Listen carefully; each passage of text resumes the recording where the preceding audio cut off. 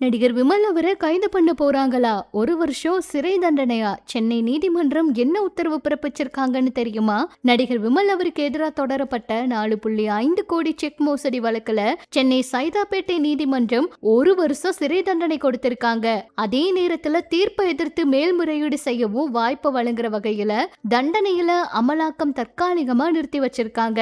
இந்த வழக்கு விமல் தயாரித்து நடித்த மன்னர் வகையறா படத்தோட தயாரிப்பு காலத்துல ஏற்பட்ட ஃபைனான்ஸ் பிரச்சனைய மையமா வச்சது. படத்தோட தயாரிப்புக்காக ஒரு பைனான்சியர் கிட்ட இருந்து பெருமளவுல பணம் வாங்கியிருக்காரு. அந்த தொகையை திருப்பி செலுத்துவதற்காக 4.5 கோடி மதிப்பிலான செக்க அவரு கொடுத்திருக்காரு. அப்புறம் அந்த செக் வங்கியில செலுத்தப்பட்டப்ப போதுமான அளவு பேலன்ஸ் இல்லையாம். இந்த காரணத்தால அந்த புகார் கொடுக்கப்பட்டிருக்கு. இதை தொடர்ந்து சம்பந்தப்பட்ட பிரிவுகளின் கீழ் செக் மோசடி வழக்கு பதிவு செய்யப்பட்டிருக்கு. சென்னை சைதாப்பேட்டை நீதிமன்றத்துல விசாரணை நடந்துட்டு இருந்திருக்கு. பல வருஷமா நடைபெற்ற இந்த விசாரணைக்கு அப்புறம் வழக்கு விசாரிச்ச சென்னை சைதாப்பேட்டை நீதிமன்ற நடிகர் விமல் குற்றவாளின்னு 1 வருஷம் சிறை தண்டனையும் கொடுத்திருக்காங்க.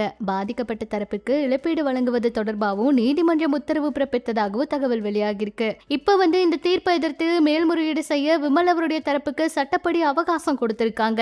அதனால சிறை தண்டனையில அமலாக்கம் இப்ப தற்காலிகமா நிறுத்தி வச்சிருக்காங்களாம். இது வழியா மேல்முறையீட்டு நீதிமன்றத்தை அணுகுவதற்கான வாய்ப்பும் அவருக்கு கிடைச்சிருக்கு. மேல்முறையீட்டு நீதிமன்றத்தோட முடிவை பொறுத்து அடுத்த கட்ட சட்ட நடவடிக்கை அமையும்னு சொல்றாங்க.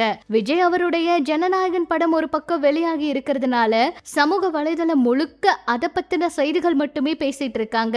இந்த நிலையில விமல் அவருக்கு தண்டனை விதிக்கப்பட்ட செய்தியும் சினிமா ரசிகர்களை அதிர்ச்சி அடைய வச்சிருக்கு. சமூக வலைதளங்கள்ல இந்த தீர்ப்பு குறித்து பல பேரும் தன்னோட கருத்தை தெரிவிச்சிட்டு இருக்காங்க.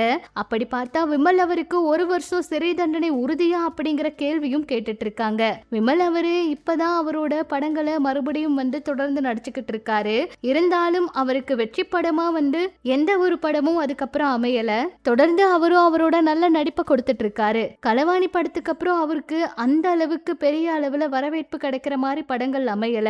மன்னர் வகையறா படம் ரொம்பவே கஷ்டப்பட்டு அவர் எடுத்தாரு.